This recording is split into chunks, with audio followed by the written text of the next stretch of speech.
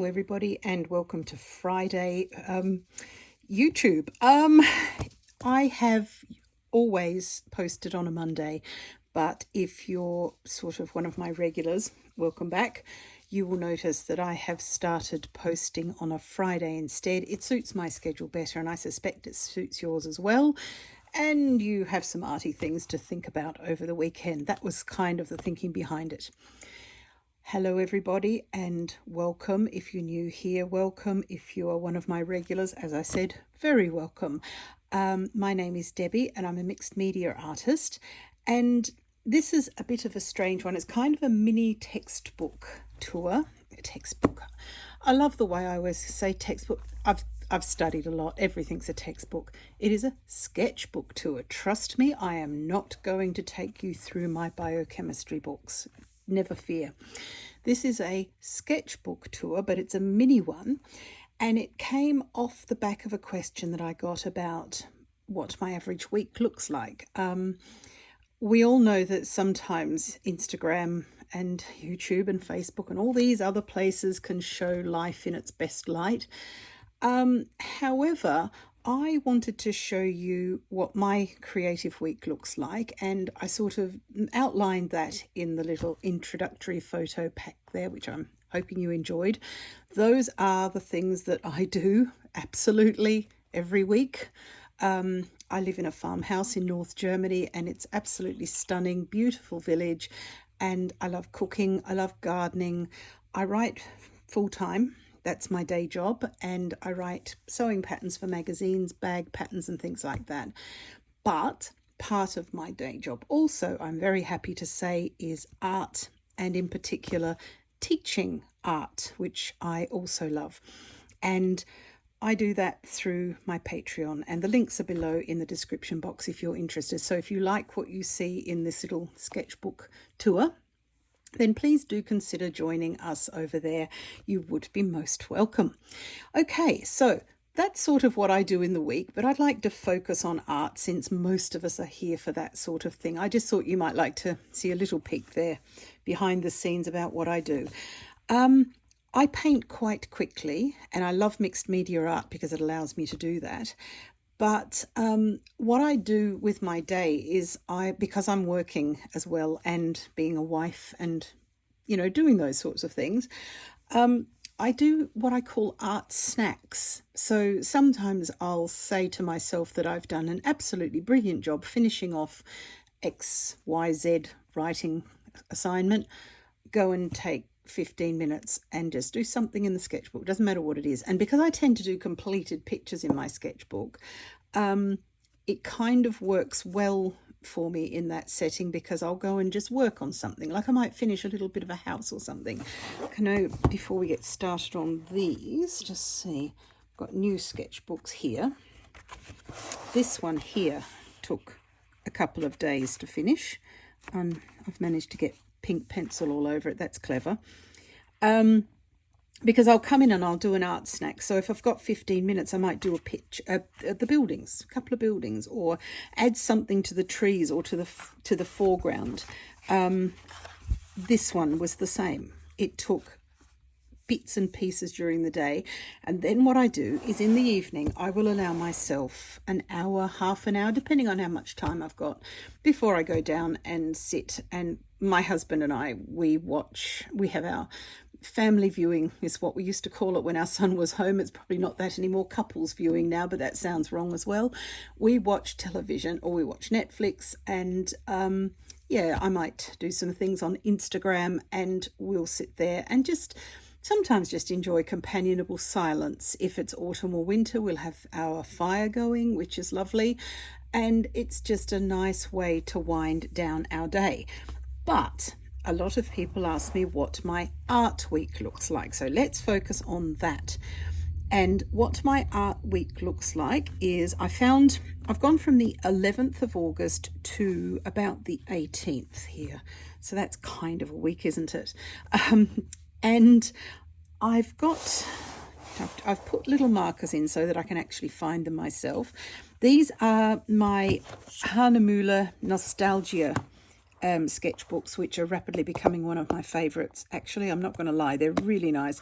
Love the linen sort of bound cover, and the paper, it doesn't strike me as being 100% white. Let me see if I can find something that is 100% white. That looks whitish. It's kind of slightly off-white. I'm not sure if that's coming out on the camera at all, but it's slightly off-white, but it's very, very smooth, and it accepts layers and layers and layers. And I tend to start out with gouache, watercolour, getting more back into that, and inks. That's something quite new for me that I'm enjoying as well. But this paper takes all of that, and then it allows me to layer up coloured pencil and things like that on the top. So that's particularly nice. So on the 11th of August, I had a new sketchbook, so I did this. And it came together quite quickly, I'm not going to lie. I started at about mid-afternoon with one of my art snacks, and it is a picture of a church in England with a chestnut tree and what could be a pigeon, plenty of swallows. Tried to sort of loosen up and not focus on any one thing. It's sort of a, just a traditional English village view or town view, which I absolutely loved. And I started out with gouache with this one, then coloured pencils and markers over the top. There's a little bit of acrylic marker here to give definition, and some on the leaves as well, but other than that, it's my coloured pencils. And my coloured pencils of choice range between Caran d'Ache and Derwent. I have got some Prismacolors. I've got the full set of the Faber-Castell Polychromos, of course, full set syndrome, of course. I've got a fair few different sorts of Derwents that I haven't really gotten out and used either. So these are mainly Derwent Lightfast, a few Derwent Drawing, and Caran d'Ache Luminance. And the markers over the top are, like I said, either these sorts of, this is quite a cheap set. Well, not cheap, it's not, it wasn't too bad actually. It was about €36 for I think 30 pencils or something, 30 markers. And these are brush tip markers by Art, which is a small family run business in California, I understand. And I've got a lot of their others as well because I love the colours they've got. They're just so super awesome, and I'm hoping that's coming out on the film here, on the video. Good grief, film, how old am I? It's a 0.7mm nib, which means that you can do really lovely, this fine work around the windows and on the flowers, the bird and stuff like that, the veins in the leaves. I really love these. So those are my go-to markers. I've got some from Lightwish too, who sent me some to review, and there are some videos around. I will pop the video up of this one so that you can see that one as well. And these are brush tip ones, and I sort of use between the Art and the Lightwish ones. The colours are not too bad. Some of them are a bit bright for me. I tend to be a person, I like muted colours, as you'll see, but they're all right. Sometimes you need a pop of colour, and that's where those come in. And flowers, I'm looking at you. You are the pops of colour in most of my work. I'm a landscape artist first and foremost, so those sorts of pops of colour usually come in the form of flowers or the odd phone box, that sort of thing. That was the 11th. Now on the 12th, I did something really weird for me. I made something that I framed. And the reason why I framed this was because I completely ruined it, and I'm really cross with myself because I didn't take a photo of the ruined bit, which was really stupid. I sat down during one of my art snacks thinking, geez, I wonder what happens if I do this here, or if I put that there, or could I scratch over the top of that or scribble on it? And it worked, and now I'm upset because I didn't take a photo of it. But what it is quite a heavy watercolour paper, and mixed media doesn't really work on a very, very heavy cold pressed watercolour paper. Just going away from the camera for half a second to get to the watercolour paper so I can show you. It is an Arche aquarelle watercolor paper here. It is, what have we got here? Very heavy cotton, good quality, 300 GSM, and it's yeah, okay, I put marks over everything. It's quite textured. I'm not sure if that's coming out, but it's beautiful paper. I love it, and I love anything for texture. But the one hard lesson that I have learned over the time doing mixed media is smoother paper, like in the Hahnemühle sketchbooks, much better for some reason. You would think that a really rough grain paper would be better because it would allow more layers because of it's already got that pronounced key, but no, it's not. So this came out, what happened was I had this left over from when I did some watercolour, so quite a while ago actually. I did the gouache over the top. So far so good, because gouache and watercolour are cousins. And then I tried to go over it with my coloured pencils. And because of the texture of the paper, the coloured pencils didn't go down into the little divots. They only hit the high points, which here and there made quite a good effect. But on the whole, it looked awful. And I thought, you know, I've wasted a piece of paper and I'm not happy about it. So I stuck it back in the watercolour pad and put it in the cupboard and forgot about it. The other day I was looking through some pads and I found it, and I thought, you know what, I'm not going to let this one beat me. So I got it out, and I thought the worst thing that can happen is I wreck it completely and then I'll paint over it and cut it up to use for my collage. But I went in, and what I did was I used the same coloured pencils but a lot more pressure to really push the paper into submission, basically. So whereas before I was trying to do things quite lightly, which is what I would do on a smooth surface, I really put my back into it. It had everything that the pencil was going to take, but it worked. And some of these bits down the front here, they're really a bit scrubby and scratchy, and for that reason what I did was I went over them with some really dark green. I mix a particular green, which is my green. I mean, you can use it, please use it, but I mix a particular green, and it's as deep and dark and moody as I can get a green, and I absolutely adore it. But I washed it over the bits that spitting on that's excellent. Oh, that'll add texture, won't it? I washed it over the bits that I didn't like, and then removed some with the same brush. And what I did with that, I used my dome blender. This is a DecoArt Traditions dome blender, but I understand Princeton brushes and DecoArt have blenders, but it's no longer the Traditions brand. But the good thing about this brush is you can scrub with it. And I thought, hey, it's watercolor paper, it's good quality, it's rag, it's probably wasted anyway. Let's go to town. And I'm happy with the result. So enough said. I used soft pastels on the sky, and then fixed them and went over the top of that with some Tombows and some coloured pencils, and the little frothy sort of carrot fern here in the hedgerows, or cow parsley. It could be even Queen Anne's lace from here. That is all done with a marker. It's actually my Liquitex marker, and I've rather ruined the nib on it. I'm not sure if you can see that, but I suspect you can. I've ruined the nib, so it's no longer good for very, very fine line work, but then I prefer this because I can use pointillism techniques to get all these frothy flowers. So if you find that your nib has gone from what it's supposed to be, that, to that, it's actually a cause for celebration, not a cause for throwing anything away, because you can use this for special effects. And that's sort of what I did here. So I'm happy with the outcome. So that was the 12th of August. Now, the 13th of August, that's not in this book. Let's see if we can find it in this one. Here we go. 13th of August was, I've got some, that was a Patreon tutorial, as was the sheep. Those are all, if that's your jam, then yeah, that my Patreon could be for you, because these are the sorts of things we do. This is the 13th of August, where I, again, gouache lay down, coloured pencil over the top. It's one of these sketches that I just relaxed and I did it. It didn't have any point to it. It's a house. The house is on the wonk a bit. It doesn't matter. I've noticed of late that with my work, I will do my landscape part of the picture is all quite organic.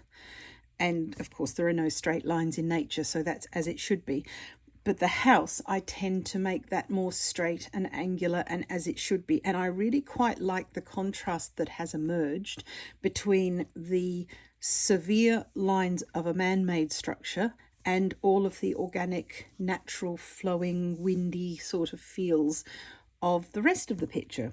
So I'm not sure if I did that on purpose. I'd like to say I did, but I'm not 100% sure. But that's how that's worked out. So that's the 13th. Back to this other one for the 14th. And I was practicing with some purples and blues and above all nighttime scenes, because again, I'm planning ahead for what I want to do with my Patreon students, and October is going to be a lot about nighttime, as you would expect. It's a cliche. I'm holding my hands up. It's a cliche and I'm doing it. And I did something unusual here. I don't normally work in these little panels, but I've got thoughts about that as well too, because panels have a purpose. So yeah, keep watching for that. And again, this one was meant to be a little panel and it didn't work out brilliantly. So I thought, I wonder what happens if I just keep this scene going into that small panel. So that's actually what I did in the end, and I quite like that. I think it works very well.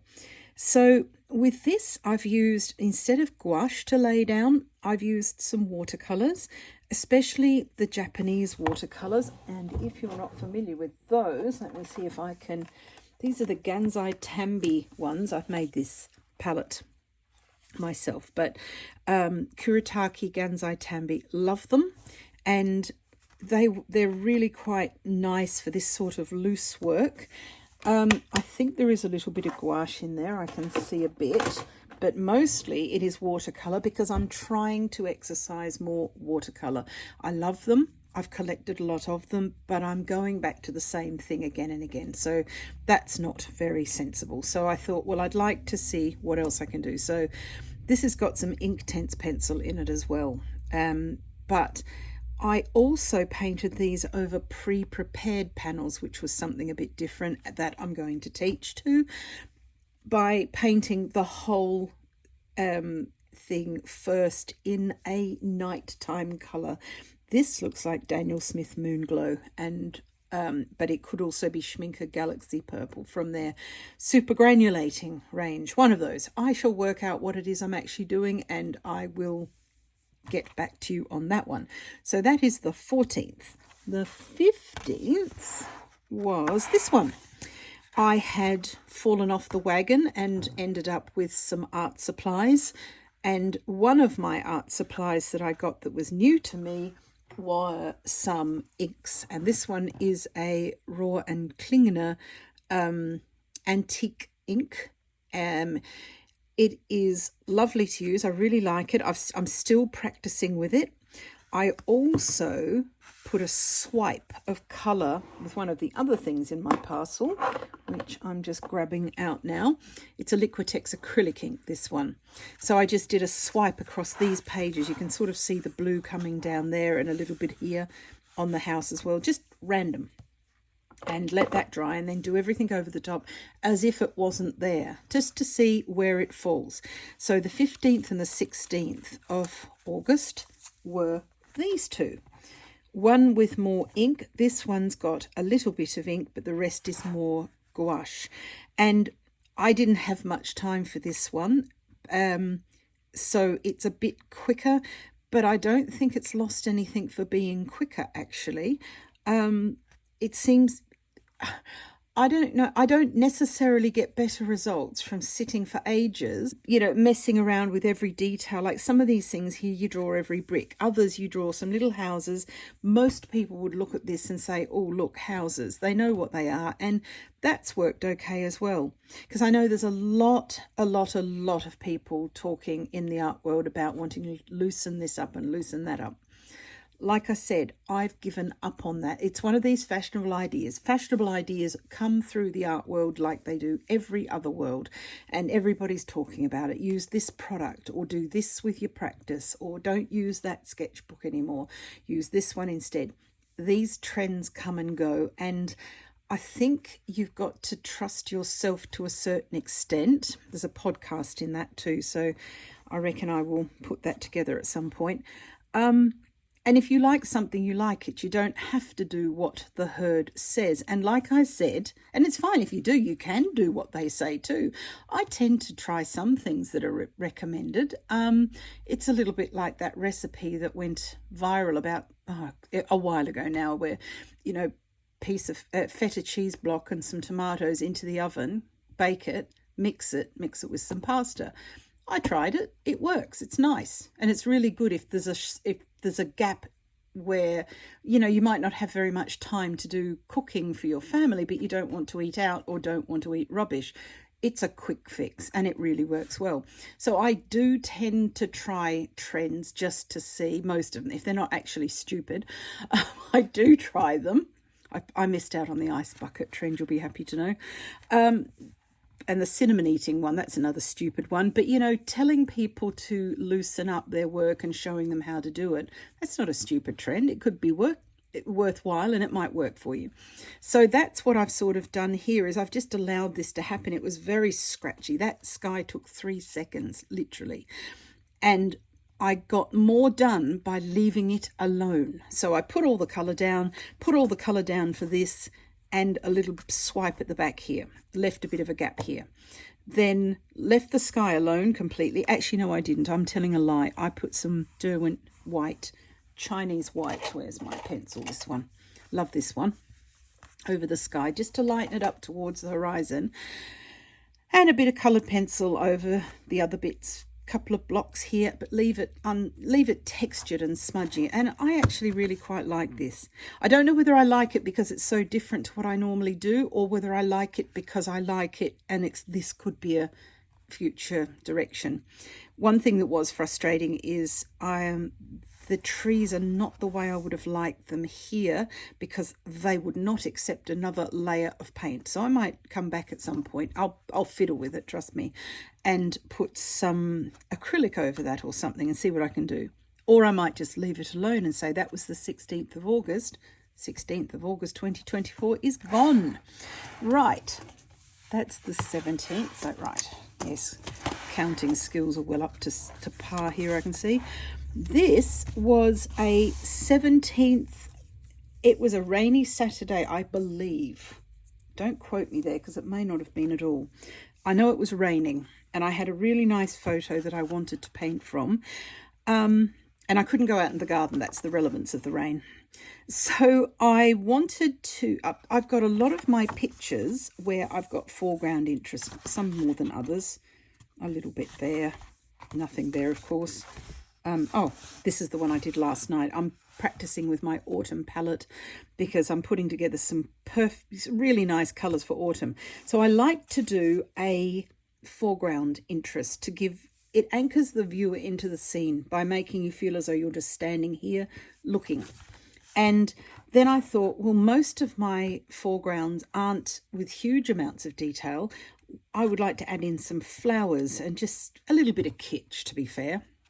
I thought it doesn't matter if it doesn't work. It's in my sketchbook. So again, gouache everywhere, light gouache, heavier here. This is the green that I love that I've made, and all of these are as well. And I love the fact that I can get these here in Germany at the moment. This is a British scene, but here in Germany at the moment, we've got these sort of colours happening because you've got some fields that have been harvested. We live in the country, so harvested fields that are now starting to be cultured a little bit again, ready for the next lot of crops or whatever they're doing to them.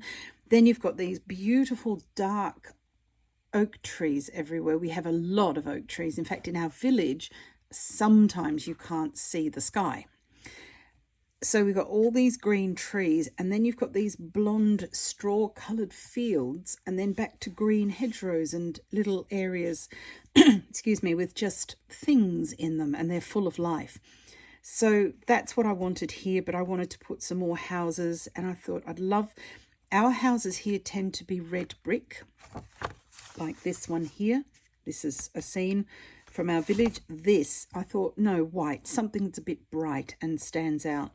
And yeah, so I'm very happy with that one. I enjoyed it, and I'm sort of sorry I put it in my text, there we go again, sketchbook, because sometimes I'm thinking, you know, I might have framed that because I quite like it, and I know that I can't do it again.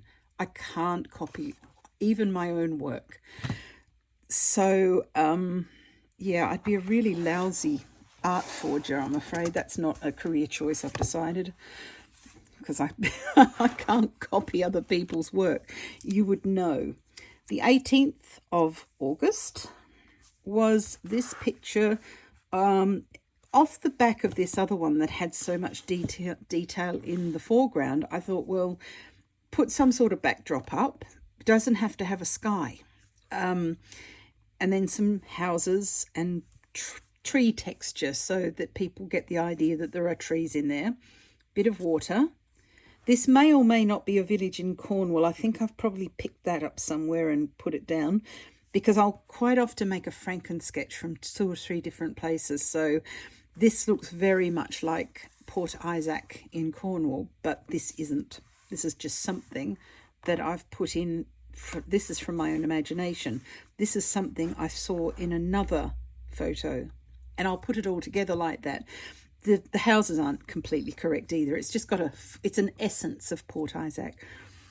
But here again, using some acrylic markers to put the detail in the foreground worked quite well, because it gives a multi-layered approach to the work.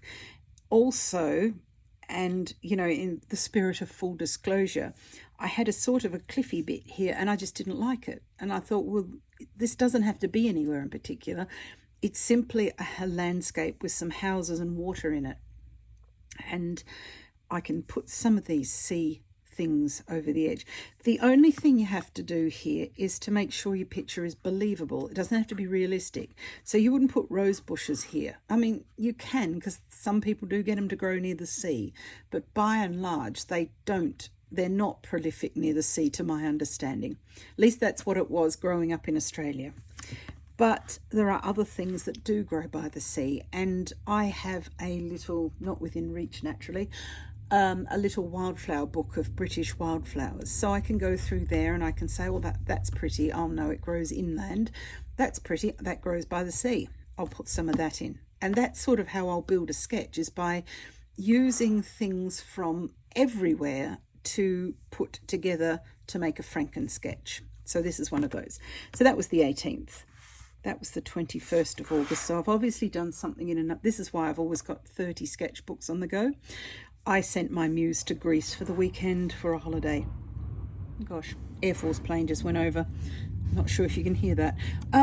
Yeah, so that is my mini sketchbook excursion. I do hope you enjoyed it and got some inspiration and some insight as to how this particular artist, I don't know about others, but that's how I spend my week.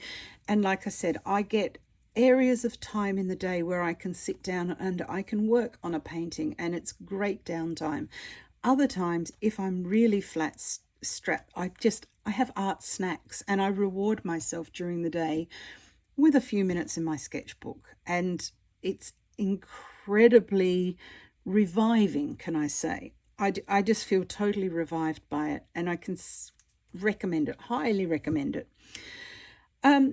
Thank you very much for watching. I really appreciate your time, and I look forward to seeing you again in the future. Like I said, if you like my style of painting and would like to learn this particular style, then do consider joining my Patreon. And we've got lots coming up, and I've got really, I think they're nice, good ideas for the autumn months. So hopefully you will too. Do come and see us, and leave a like and a comment. That really helps my channel. I love reading your comments, and I do try to respond to all of them. And don't forget to subscribe because that helps as well. And I shall see you again next Friday with something else. I've got something in mind too, so hopefully nice. Have a fabulous weekend and take care. Bye for now. Bye.